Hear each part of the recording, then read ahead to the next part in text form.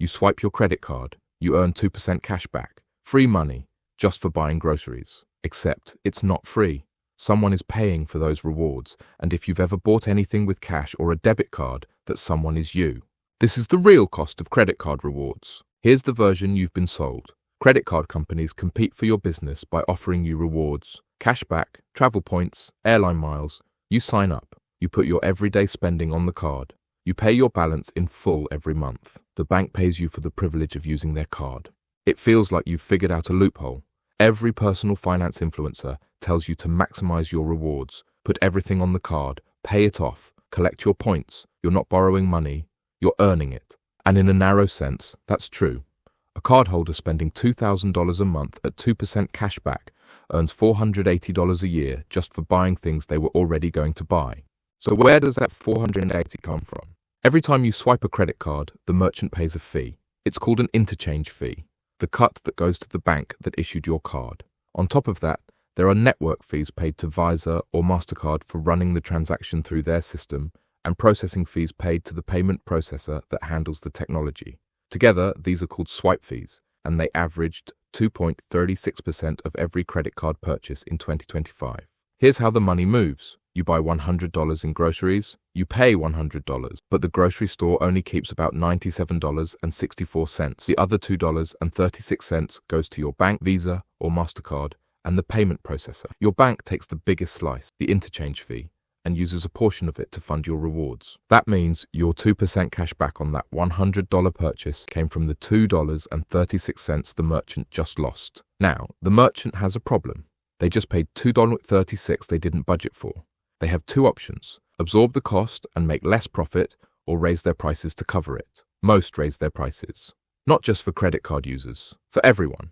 The person paying with cash pays the same inflated price. The person paying with a debit card pays the same price, but neither of them earns rewards. That's the mechanism. Merchants pay fees. Fees raise prices. Higher prices hit everyone.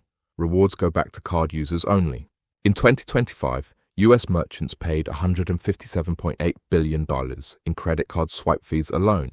Add debit card fees and the total reaches $198 billion.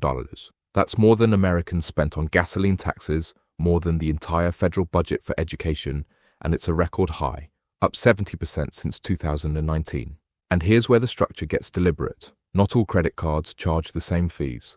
Standard cards, the basic ones with no rewards, charge merchants less.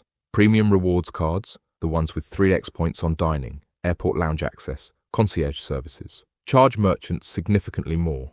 The average swipe fee on a premium card runs around 2.1% compared to lower rates on standard cards. The card networks know this.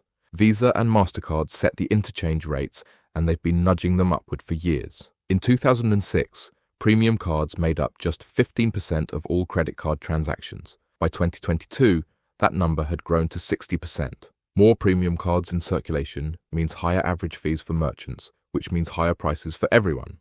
But here's the part that locks the system in place. Visa and MasterCard enforce what's called the Honor All Cards rule. If a merchant wants to accept any Visa card, they must accept every Visa card, including the premium ones with the highest fees. A small coffee shop can't say, "We take Visa, but not the Sapphire Reserve." It's all or nothing. And since more than 80% of their card-paying customers carry rewards cards, refusing isn't an option. They'd lose the majority of their sales. Merchants are also restricted from steering customers toward cheaper payment methods. Until recently, most couldn't add a surcharge for credit card use or offer a discount for cash without navigating a maze of state laws and network rules. The system is designed so the cost stays invisible. You never see the fee, you just see the price. Here's the number most people get wrong. My bank pays for my rewards. That sounds right. The bank issues the card. The bank sends you the cashback check. Wrong! Your bank funds your rewards primarily with interchange fees, fees that merchants pay and pass on to you through higher prices. A 2026 study from Harvard Business School traced exactly where the money goes. Approximately 86% of interchange fee revenue gets recycled back to cardholders as rewards. The bank isn't giving you its own money. It's collecting a fee from every merchant in the economy and handing a portion of it back to you. But you're not the only one paying higher prices. Everyone is. The National Retail Federation estimates that swipe fees add more than $1,200 a year in higher prices for the average American household. If you earn $480 in cash back, you're still behind. You're paying $1,200 in hidden costs and getting $480 back. You're not earning reward, you're getting a partial refund on a fee you didn't know you were charged. And if you pay with cash, you get nothing back. You just pay the $1,200. So to summarize the business model, charge everyone more, give some of it back to the people who can already afford a card with a $550 annual fee and call it a perk. That's not a rewards program. That's a loyalty program for the payment system itself. This isn't theory. The Harvard Business School study published in 2026 put a number on the transfer.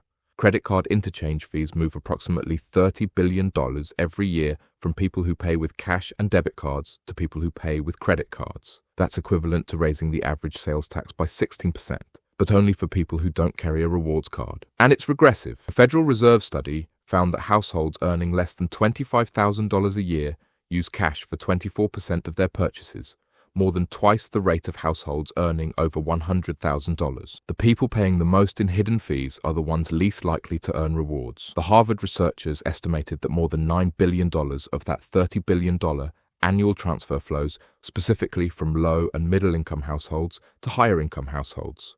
Meanwhile, the total credit and debit card fees paid by merchants have increased 70% since 2019, reaching $198 billion in 2025. That's not a rounding error. That's a system. Two things worth knowing. First, merchants in most states are now legally permitted to offer a cash discount or add a credit card surcharge. If you see a sign offering 3% off for cash, that's the interchange fee they're choosing not to absorb. Paying cash at those merchants saves you real money that would otherwise fund someone else's airline miles. Second, credit card interchange rates are not secret. Visa and MasterCard both publish their full rate schedules on their websites. You can look up exactly what your card costs every merchant you visit. The number might change how you think about that free cashback. Subscribing to this channel is free. Actually free, no interchange fee, no hidden surcharge, no wealth transfer to a household that earns more than you. Links and sources in the description. Now you know the real cost.